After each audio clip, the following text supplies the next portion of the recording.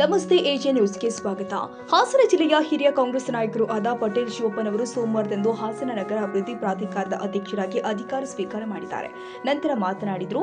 ಹಾಸನದಲ್ಲಿ ಬಾಕಿ ಉಳಿದ ಅಭಿವೃದ್ಧಿ ಯೋಜನೆಗಳನ್ನು ಶೀಘ್ರವಾಗಿ ಪೂರ್ಣಗೊಳಿಸುವುದಾಗಿ ಭರವಸೆ ಕೊಟ್ಟಿದ್ದಾರೆ. ಈ ಸಂದರ್ಭದಲ್ಲಿ ಸಂಸದರು ಆದ ಶ್ರೇಯಸ್ ಪಟೇಲ್ ಅವರು ಅಧ್ಯಕ್ಷರನ್ನ ಸನ್ಮಾನಿಸಿದರು.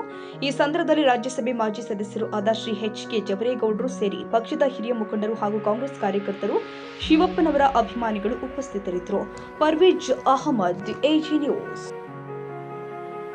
ಕನ್ನಡಿಗರ ಮೆಚ್ಚಿನ ನಿಮ್ಮ ಎಜೆ 24/7 ನ್ಯೂಸ್ ಕನ್ನಡ ವಾಹಿನಿ ಇದೀಗ ಟಿವಿಯಲ್ಲಿ ಲಭ್ಯ. ಒಂದು ವೇಳೆ ನೋಟಿಸ್ ಕೊಟ್ಟಿದ್ರೆ ವಾಪಸ್ ತಗೋತೀವಿ. ಇವತ್ತು ವಕ್ಫ್ ಪ್ರಾಪರ್ಟಿ ಅಂತೇಳಿ ಬರ್ತದೆ ಅಂತ ಹೇಳಿದ್ರೆ ರೈತರು ಬೀದಿಗೆ ಬಂದು ಏನ್ ಮಾಡ್ಬೇಕಾಗತ್ತೆ? ಯಾರು ವೋಟ್ ಹಾಕಿಲ್ಲ ಅಂದ್ರೆ ಗ್ಯಾರಂಟಿನೆಲ್ಲ ಸ್ಟಾಪ್ ಮಾಡ್ಬಿಡ್ತೀವಿ.